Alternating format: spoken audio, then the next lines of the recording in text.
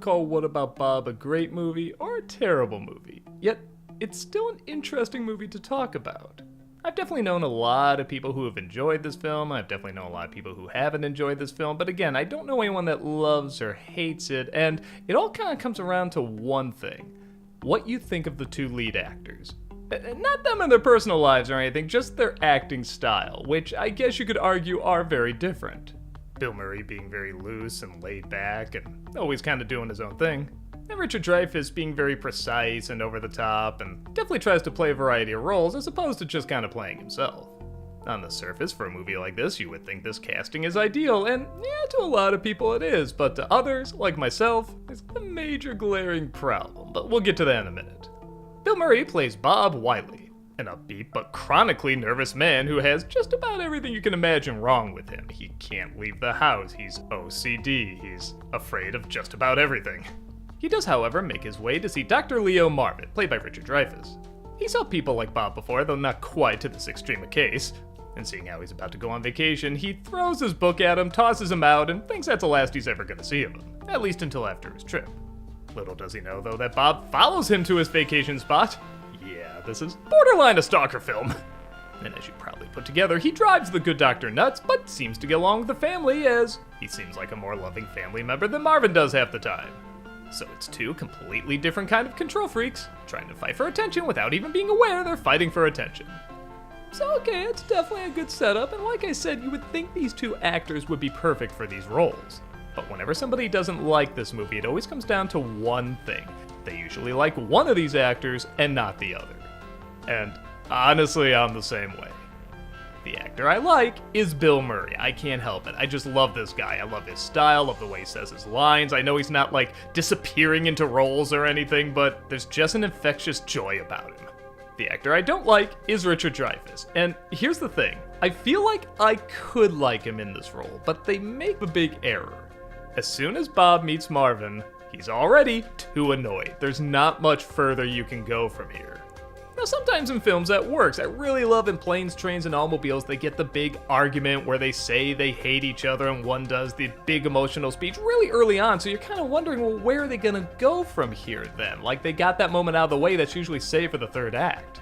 But that film had a much more complex, interesting friendship between these two characters, and also put them in a bunch of different scenarios. Here, it's kinda one note over and over. Bob annoys Marvin, Marvin gets annoyed. Now, even with that said, I feel like there's a lot of people that don't mind this. They don't mind these one-joke movies because you go, how much can this keep happening? A good example is Meet the Parents. I mean, that really is just one joke. Ben Stiller enters this family and does everything wrong, and that's kind of it. But to a lot of people, they laugh at how much bad luck can this character get? How far can it go?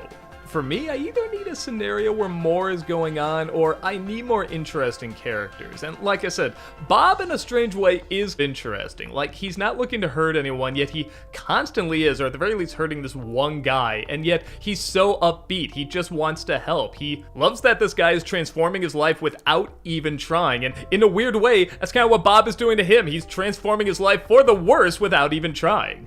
And again, this would work if the Dreyfuss character actually started out really professional. Like, he sees Bob as just another patient, and yeah, he can push him away and just sort of throw his book at him, be thinking more about his vacation, but I feel like there's a way you can do this where it can feel more professional. Like, he wouldn't let on. It wouldn't be obvious to us. Like, he's legit trying to hold everything together, and he's good at it.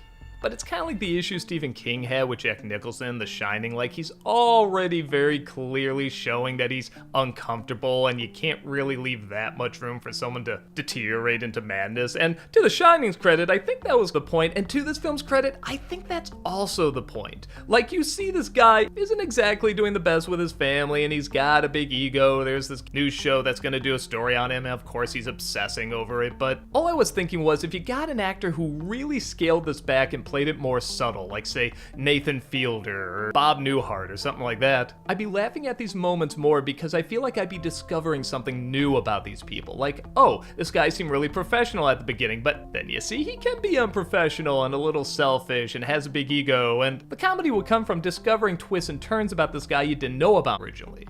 But as soon as you see this dude and how uncomfortable he is with Bob, you just kind of know everything about him already. Of course he would act this way if a news crew came over. Of course he's a control freak with his family. You just kind of know it all already. But again, some people argue that's already the point, like you're supposed to kind of already know this about him and then snicker knowing what kind of weird reactions are going to happen when Bob enters the picture. For some people, Bill Murray is the problem, and I can't act like I don't see that either. I'm a big fan of Bill Murray. I think he's very likable even when he's not playing that much of a character, but I can see somebody just watching this saying, yeah, it's Bill Murray just doing his shtick. I don't believe this Bob person is a real person. And that's also totally legit. The same way some people let things slide for Richard Dreyfuss, I admit I'd probably let slide for Bill Murray.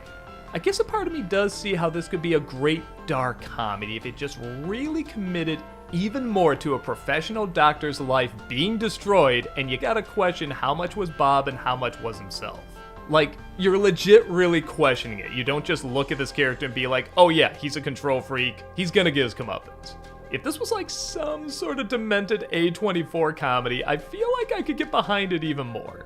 But as is, it's pretty light. However, I feel like there's a lot of people who don't mind seeing this kind of light. It's a very easy film to figure out at the very beginning. I will admit, I saw this when I was a little kid when it came out, and I absolutely loved it. I love Bill Murray, I love seeing Richard Dreyfuss go really big and over the top and scream and yell, and things just get crazier and bigger, and there's explosions at the end, like how do we get to this point? But as an adult, I would have liked if it started off more subtle and then built more steadily to this. But maybe that's a failing on my part. After all, I am watching a comedy with Bill Murray and Richard Dreyfuss in 1991. I mean, look at this poster. How much subtlety am I really supposed to expect? So yeah, it's a little tricky. I do think this movie has an audience, and there are a lot of things I enjoy about it, but I don't think it quite works, and I'm just constantly thinking about what it could have been. Like I said, it's very easy to figure out early on if this is going to be your type of flick. I mean, even just watching the trailer, you can kind of put it together. I do think there's a lot more that can be done with it, but for many, what they got is more than enough.